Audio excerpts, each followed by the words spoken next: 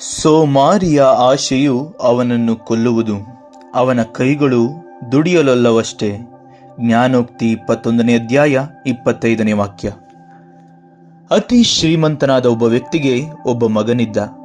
ಆತ ಶ್ರೀಮಂತಿಕೆಯ ಕಾರಣದಿಂದ ಪ್ರತಿ ಕೆಲಸವನ್ನು ಕೆಲಸದ ಆಳುಗಳ ಕೈಯಲ್ಲೇ ಮಾಡಿಸುತ್ತಿದ್ದ. ಒಂದು ಕಡ್ಡಿಯನ್ನು ಕೂಡ ಎತ್ತುತ್ತಿರಲಿಲ್ಲ. ಒಂದು ಕೆಲಸವನ್ನು ಮಾಡದ ಈತ ದಿನ ದಿನವೂ ದಪ್ಪ ಆಗಲು ಪ್ರಾರಂಭಿಸಿದ. ಅವನ ತೂಕ ಹೆಚ್ಚಾಗುತ್ತಾ ಹೋಯಿತು. ತೂಕದ ನಿಮಿತ್ತ ಅವನ ಕಾಲುಗಳು ನೋವಲು ಪ್ರಾರಂಭಿಸಿತು. ಇದರಿಂದ ಆತ ಹಾಸಿಗೆಯ ಮೇಲೆ ಮಲಗಿರುತ್ತಿದ್ದ. ಆತನ ಪ್ರತಿ ಕೆಲಸಕ್ಕೂ ಆಳುಗಳಿದ್ದರು. ಆತ ಅತಿ ಹೆಚ್ಚು ದಪ್ಪನಾಗಿದ್ದುದರಿಂದ ಆತನಿಗೆ ಉಸಿರಾಡಲು ತೊಂದರೆಯಾಯಿತು. ಆಗ ಆತನ ತಂದೆ ವೈದ್ಯರನ್ನು ಕರೆಸಿದ. ವೈದ್ಯನು ಆ ಹುಡುಗನಿಗೆ ಒಂದು ಕೆಲಸ ಹೇಳಿದ. ಏನೆಂದರೆ, ದಿನ ಬೆಳಿಗ್ಗೆ ಸೂರ್ಯ ಉದಯಿಸುವ ಮುನ್ನ ನಿಮ್ಮ ಗಾರ್ಡನ್ನಲ್ಲಿರುವ ಗಿಡದ ಎಲೆಗಳಲ್ಲಿ ಸಂಗ್ರಹಿಸಲ್ಪಟ್ಟ ಇಬ್ಬನಿಯನ್ನು 5 ಚಮಚದಷ್ಟು ಸಂಗ್ರಹಿಸಿ ಕುಡಿಯಬೇಕು ಎಂದು. ಏಕೆಂದರೆ ಆ ವೈದ್ಯನಿಗೆ ತಿಳಿದಿತ್ತು, ಉಸಿರಾಟದ ತೊಂದರೆಗೆ ಕಾರಣ ಆತನು ಅತಿ ದಪ್ಪ ಇರುವುದರಿಂದಲೇ ಎಂದು. 1 ತಿಂಗಳ ನಂತರ ವೈದ್ಯರು ನೋಡಲು ಬಂದರು ಮತ್ತು ಮನಸ್ಸಿನಲ್ಲಿ, ಹೀಗಲಾದರೂ ಸ್ವಲ್ಪ ಸಣ್ಣವಾಗಿರುತ್ತಾನೆ ಎಂದು ನೆನೆಸಿ ಆ ಹುಡುಗನನ್ನು ನೋಡಲು ಹೋದರು. ನೋಡಲು ಹೋದಾಗ ಆ ವೈದ್ಯನಿಗೆ ಆಶ್ಚರ್ಯವಾಯಿತು.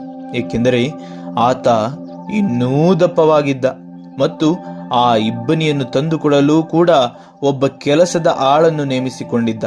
ಅದಕ್ಕೆ ವೈದ್ಯರು ಸಿಟ್ಟಿನಿಂದ ಆ ಹುಡುಗನ ತಂದೆಯನ್ನು ಕರೆದು, ನೋಡಿ, ನಿಮ್ಮ ಮಗ ನಿಮಗೆ ಬೇಕಾದರೆ ಅವನ ಪ್ರತಿ ಕೆಲಸವನ್ನು ಅವನೇ ಮಾಡುವಂತೆ ನೋಡಿಕೊಳ್ಳಿ, ಇಲ್ಲವಾದರೆ ನಿಮ್ಮ ಮಗ ಉಳಿಯುವುದಿಲ್ಲ ಎಂದ.